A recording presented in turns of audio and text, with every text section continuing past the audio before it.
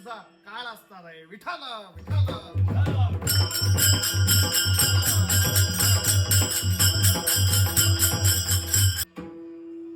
ओरडून ओरडून जायचो.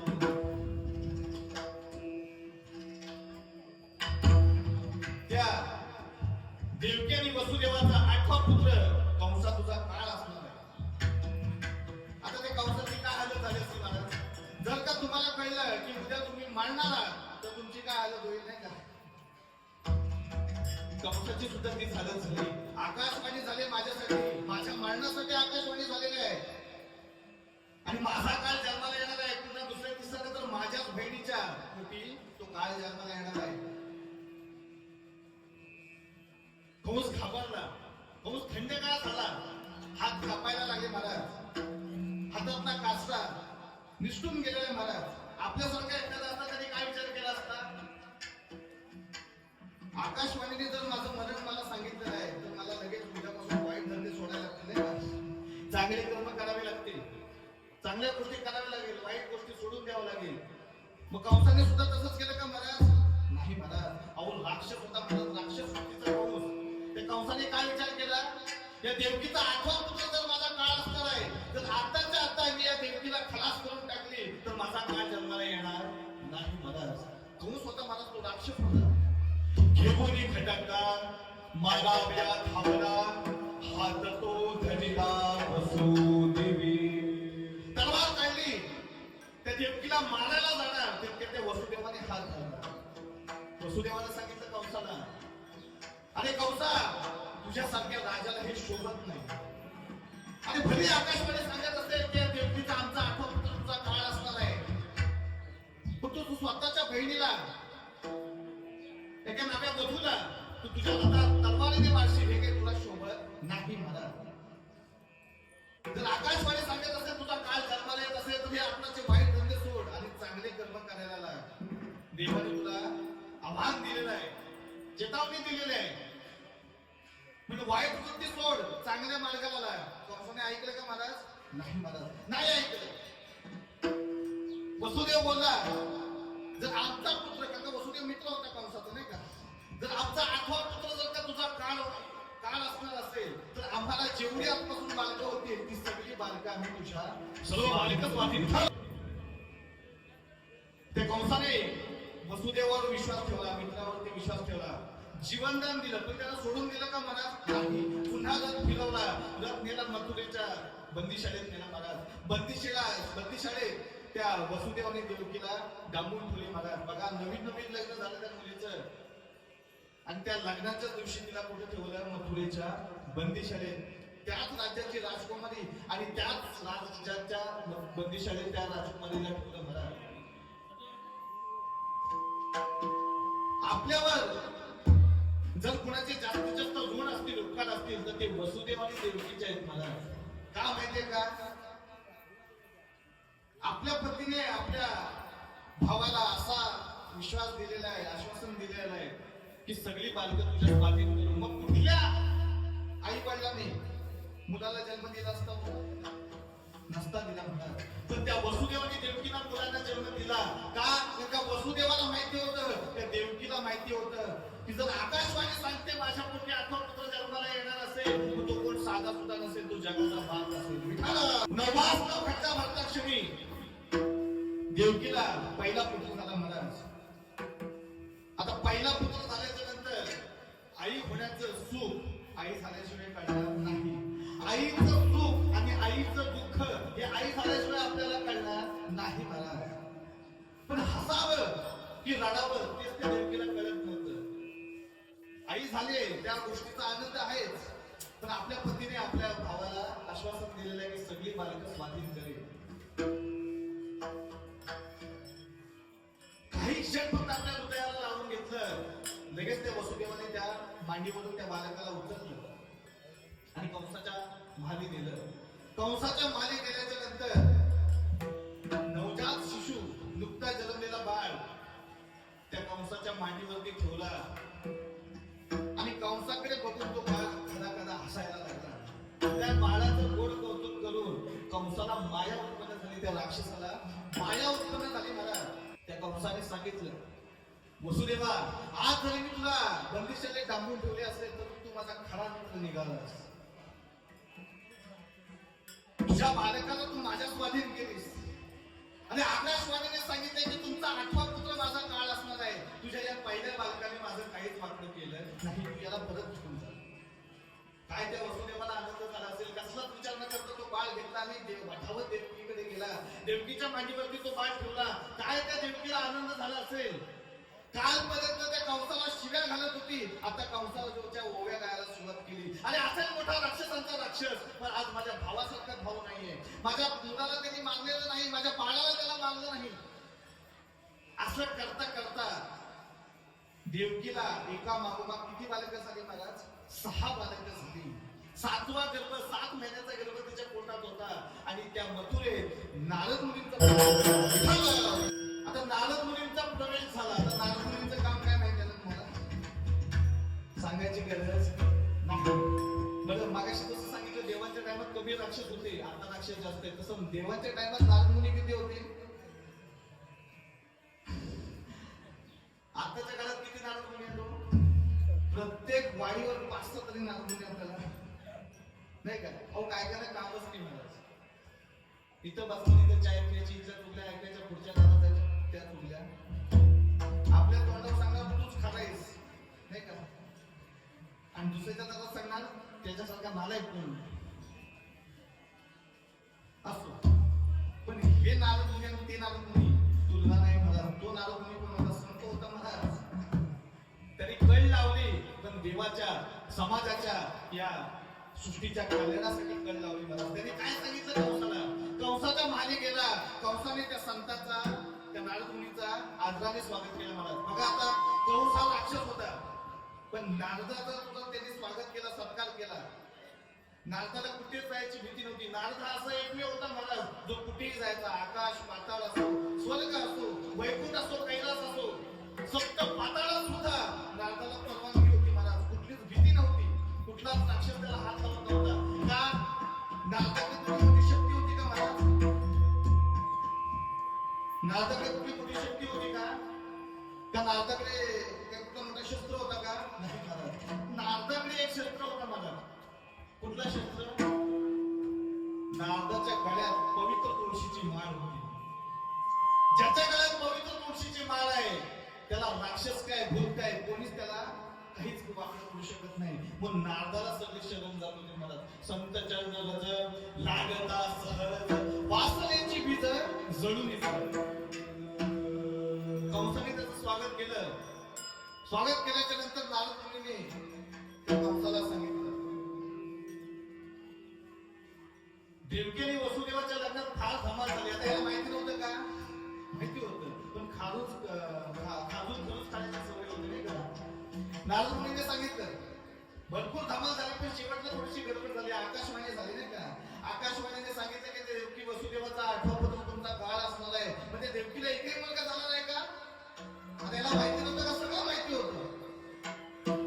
कंसाने सांगितलं एक काय 6 बालकं झाले. किती? 6 बालकं झालेली आहेत. पण मी त्या 8व्याची वाट बघत आहे. कारण का 8वा रे तो 8वा काळ कधी जन्माला येतो मी त्याचा कधी काटा काढतो. त्या 8व्याची वाट बघतोय.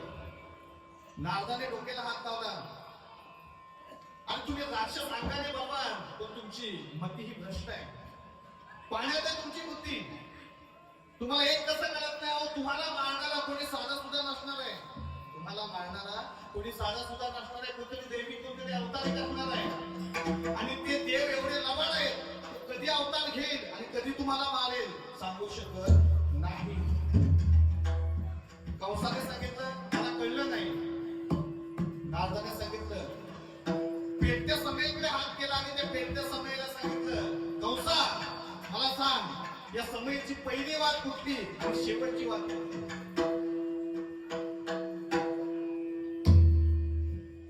कंसाला विचारल्याच्या नंतर कंसाला लक्षात आलं की नारदाला मला काय सांगायचं. कंस सिंहासनावरून उठला, बंदीशाळेत गेला. देवकीच्या पुढे 6 बालकं खेळत होती महाराज. 6च्या 6 बालकांची तंगडी धरली आणि गळागळ शिरेवर आपटून मारली महाराज. नारदावासारखी मारली. रक्ताचं पान वाहिलेलं महाराज. आपल्याच भावाने आपल्या बाळांना गालाथामासारखी गडागड शिलेवर दगडावर आपटून मारली. कुठल्या बहिणीला आवडेल? कुठल्या आईला आवडेल? देवकी रडता रडता बेशुद्ध झाली महाराज. बेशुद्ध झाल्या क्षणी 7 महिन्याचा गर्भ आपोआप नाहीसा झाला महाराज. आपोआप नाहीसा झाला. कंस हा करताना म्हटला, या 6 जणांना गडागड शिलेवर आपटून मारली, पण हा 7वा गर्भ मला घाबरला. घाबरला का? 7वा गर्भ घाबरला का? नाही महाराज. 7वा गर्भ घाबरला नाही महाराज. मग 7वा गर्भ गायब झाला. तो कुठे गेला? रोहिणी वनरेश शमाली रोहिणी कोण होती महाराज? वसुदेवाची पहिली पत्नी. वसुदेवाच्या पहिल्या पत्नीच्या गर्भात तो 7 महिन्याचा गर्भ भगवंताच्या योग मायेने स्थापन केला. रोहिणी माता सकाळी उठली, बघते तर आपल्या पोटात 7 महिन्याचा गर्भ वाढत आहे. आणि कित्येक तरी वर्ष माझा पती मथुरेच्या बंदिशाळेत आहे. हा पाप कोणाचा? रोहिणी माता घाबरली, मथुरेत गेली, बंदिशाळेत गेली आणि आपल्या पतीला जाऊन भेटली. पतीला सांगितलं, झालेला का सगळा कारभार सांगितला. वसुदेवाच्या गोष्ट लक्षात आली. देवकीच्या पोटाचा 7 महिन्याचा गर्भ नाहीसा झालेला आहे आणि अचानक रोहिणीच्या गर्भात 7 महिन्याचा गर्भ वाढत आहे. नक्कीच ही दैवी योजना आहे. वसुदेवाने विश्वासाने त्या रोहिणी मातेला सांगितलं, कसलंच काही टेन्शन घेऊ नको. तू एक काम कर, लोक तुला नावं ठेवते, तू एक काम कर, तू गोकुळात जा. गोकुळात माझा एक मित्र आहे नंद नावाचा, त्या नंदराजाकडे तू राहून जा. मग पहिली कोण गेली? रोहिणी माता गेली. तिला मुलगा झाला. त्याचं नाव काय होतं मला? तिला जो मुलगा झाला हा देवकीचा 7वा मुलगा होता. तो रोहिणीच्या पोटी जन्माला आला. त्याचं नाव होतं संघर्ष. पण अंगाने बलवान होता म्हणून त्याचं नाव ठेवलं बलराम. जन्माची, ज्या अवताराची, ज्या मुलाची सगळेजण वाट बघत होते, ती वेळ, ती घटका जवळ आली होती. मला देव, दानव, नर, किन्नर, पृथ्वीवासी, वैकुंठवासी, कैलासवासी सगळे लोक, नवे नवे तर राक्षस सुद्धा ज्याची वाट बघत होते, साधू संत ज्याची वाट बघत होते, तो बालक आता जन्माला येणार होता महाराज. श्रावण वद शुद्ध अष्टमीला रात्री, मध्यरात्री त्या देवकीच्या पोटी भगवान नारायणाने अवतार घेतला महाराज. पूर्ण अवतार घेतला.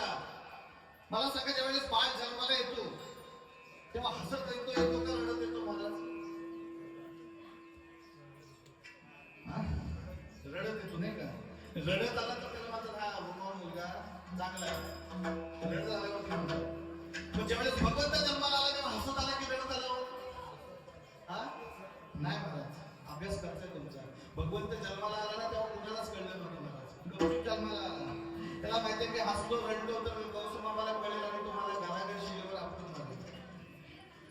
योग मायेला तिकडून सांगितलं सगळ्यांना, योग निद्रेत झोपवून टाक.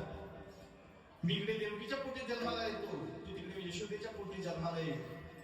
काय टेन्शन घेऊ नको, लगेच मी गोकुळात येणार की तुला इकडे देवकी मथुरेत आणण्यासाठी. ज्या वेळेस देवकीला इकडे पुत्र झाला त्यावेळेस तिकडे यशोदेच्या पोटी एक मुलगी जन्माला आली महाराज. आपल्याकडे वेळ कमी म्हणून धावतं थोडंसं. सांगायचं म्हणजे एवढंच, तो मुलगा जन्माला आल्याच्या नंतर हसत नव्हता, रडत नव्हता. आता देव जन्माला आलाय नाही का? भगवंत जन्माला आलाय, 8वा पुत्र जन्माला आलाय. म्हणजे वसुदेवान देवकीला आनंद झाला पाहिजे होता नाही का? कसला आनंद येईल? ज्याची 6 बालक गडागड शिलेवर आपटून मारलेले आहेत, रक्ताचं पाठ राहिलेले, अजूनही त्या रक्ताचा वास गेलेला नाही, त्या आईच्या चेहऱ्यावरती कसं असली? भगवंत टकमक त्या दोघांकडे बघत होता. माझ्या जन्माचा यांना फारसा आनंद झालेला दिसत नाही, यांचे डोळे उडायला लागतील. मग 8 वर्षाची मूर्ती, शंख चक्र पद्म गदा घेऊन भगवान नारायणाची मूर्ती त्यांच्या समोर उभी राहिली. 8 वर्षाची मूर्ती उभी राहिली. अनंत कोटी सूर्य, अनंत कोटी चंद्राचा तेज इथं पसरलेला आहे महाराज. त्या वसुदेवाने त्या देवकीचे डोळे उघडले की आपल्या पोटी जो बालक जन्माला आला तो कोणी साधा सुद्धा नाही, कुणी नुसता देव नाही तर साक्षात प्रभू भगवान नारायण विष्णू आपल्या पोटी जन्माला आलेला आहे. हात जोडले आणि त्या भगवंताने त्या दोघांना सांगितलं की मी कोण आहे, मी काय जन्माला आलेलो आहे, कशासाठी जन्माला आलेलो निर्माण आलेलो आहे, कोणाला मारणार आहे, कोणाला ताणणार आहे, कोणाचा उद्धार करणार आहे, सगळं काही सांगितलं. फक्त एक काम करा, आता मला इथून हलवा, आत्ताच्या आता मला इथून उचला आणि कुठे न्या, मला इथून उचला आणि कुठे न्या, नंदाच्या घराला माझं मी गोकुळाला माया उपजली तिथे माया उपजलेली आहे, तुला इकडे आणायचं आहे, मला तिथे ठेवायचंय. दोघांनाही कळलं की हा कोण आहे, पण परमात्मा भगवान विष्णू आपल्या पोटी जन्माला आलेला आहे, आपल्या जीवनाचं सार्थक झालं. पण देवकीने वसुदेवाने सांगितलं की देवा तुला घ्यायची कशी, नाही का, मध्यरात्र आहे, एवढा काळोख आहे, पण या काळोखात सुद्धा तुझा एवढा प्रकाश, एवढा तेज झालेला आहे की सगळ्यांना कळेल की माझ्या पोटी देव जन्माला आलेला आहे. तू एक काम कर, देवा तू पहिलं लहान हो, तुला लपवू कुठे, तुला लपवू कुठे. भगवंताने सांगितलं का आई लहानाचा मोठा होतो का, पण मोठ्याचा कधी लहान होत नाही. काय त्या देवकीचा अधिकार भगवंतावर आला की महाराज. आणि हे भगवंता तुझा तत्वज्ञान तुझ्याकडे ठेव, लहान हो म्हटल्या क्षणी भगवंत लहान झालेला आहे, लहान बाळ जन्माला आलेला आहे, लहान बाळाच्या रूपात आलेला आहे महाराज. कचऱ्याची टोपली होती महाराज, कचऱ्याची टोपली लपवायची आहे ना भगवंताला. ज्याला शेष नागावर झोपायची सवय आहे, ज्याला मखमली कमलावरती झोपायची सवय आहे, त्याला कुठे ठेवली गेली, कचऱ्याच्या टोपलीत. कचऱ्याच्या टोपलीत त्याला लपवली आणि वसुदेवाला सांगितलं त्या जेणे कंसाला कळलेलं माझ्या बाळाला मारलेलं, बघताय का, याला उचला आणि कुठेतरी लपवा. आता उचलायचे कसे, हातात साखळदंडे होते, मला साखळ्या होत्या, लोखंडी साखळ्या होत्या, लोखंडी साखळ्या ओढत फडफडत वसुदेव देवाजवळ पोचला तेवढा चमत्कार झाला महाराज. उचलला कमलापती हातीचे बंधन गळती, हातीचे बंधन गळती, हातीचे बंधन गळती. देवाला स्पर्श करता क्षणी साखळदंड्या कोसळलेल्या महाराज. एक एक दरवाजा उघडायला लागला, त्याला कळलं ही दैवी योजना आहे. भगवंताला घेतले, मथुरेच्या बाहेर पडला, एवढा पाऊस चालू आहे काय विचारू नका महाराज. यमुनी नदीला पूर आलेला आहे, तर या देवाला घ्यायची कशी. वैकुंठातून शेष नाग आला, भगवंतावर छत्र धरलेलं आहे महाराज. कशी तरी वसुदेवाने गोकुळात त्या भगवंताला नेली, यशोदेच्या पुढ्यात भगवंताला ठेवली आणि ज्या मुलीने जन्म घेतला होता तिला उचलली आणि पुन्हा मथुरेत आला. मथुरेत आल्याच्या नंतर ती मुलगी येईपर्यंत गप्प होती. देवकीच्या पुढ्यात ठेवल्याच्या नंतर कवा रडायला सुरुवात केली. योग माया असती, तिनेच सगळ्यांना झोपवलं आणि तिनेच सगळ्यांना उठवल्याच्या नंतर सगळे जागे झाले, पाणीकडे जागे झाले. देवकीला 8वा पुत्र जन्माला आला, कंसाचा काळ जन्माला आला. ही खबर कंसाला पोचली, कंस वाटच बघत होता. मोठी तलवार घेतली, खडक घेतली आणि त्या बंदीशाळेत आलेल्या महाराज. देवकीच्या पुढ्यात ती बालिका झोपलेली आहे. मुलगा आहे का मुलगी आहे हे बघितलं नाही कंसाने. तगडी धरली, गडाच्या शिलेवर आपटणार तितक्यात हातातून ती बालिका निसटली महाराज, निसटली आणि ती योग माया आपल्या मूळ रूपात आली. मूळ रूपात आल्याच्या नंतर जाता जाता त्या कंसाला सांगून गेली, अरे दुष्ट दुराचारी कंसा, तू मला काय हात लावशील किंवा माझ्या भगवंताला काय हात लावशील.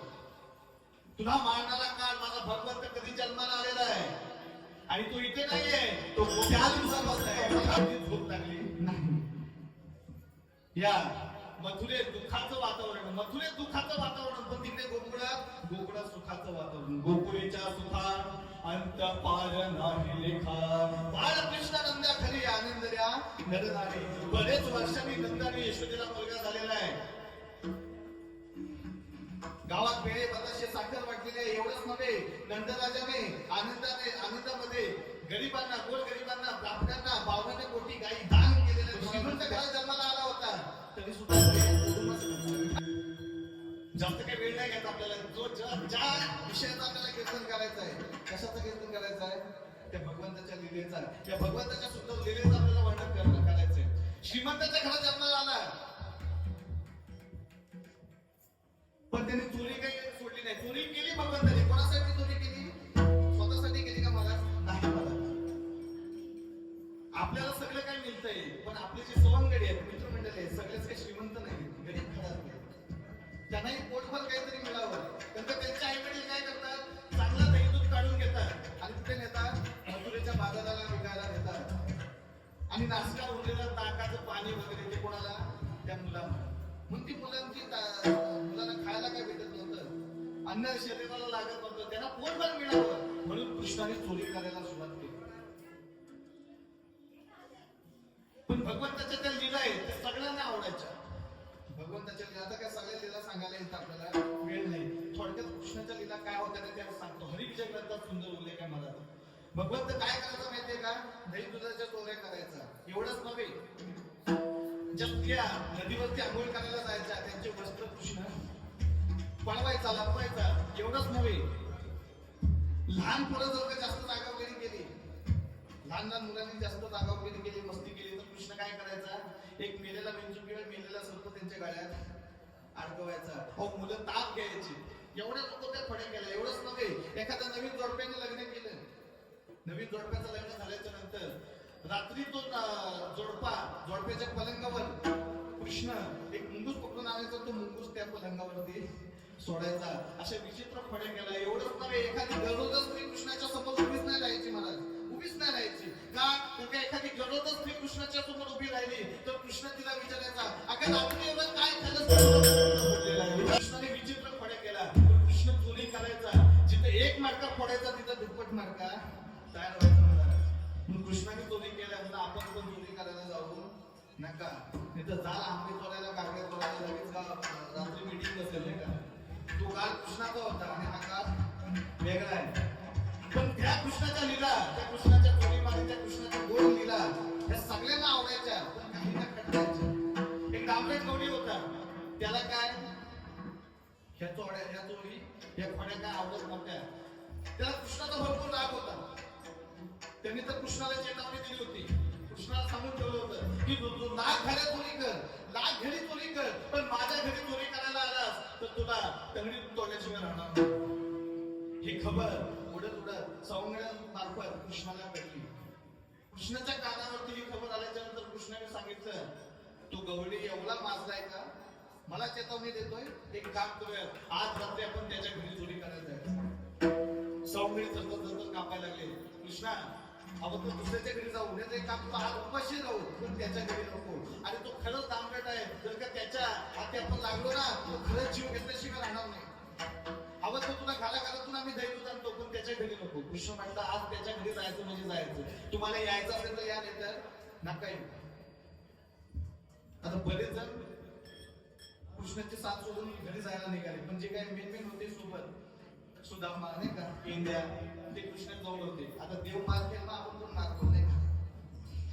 पण जे जात होते ना घरी, ते कृष्णाला वाईट वाटलं. आणि प्रत्येक कार्यात माझ्या सोबत आहेत, आता काय घाबरताय. पण कृष्णाने ओरडून त्यांना सांगितलं, काय सांगितलं, अभंगाच्या पहिल्या चरणात,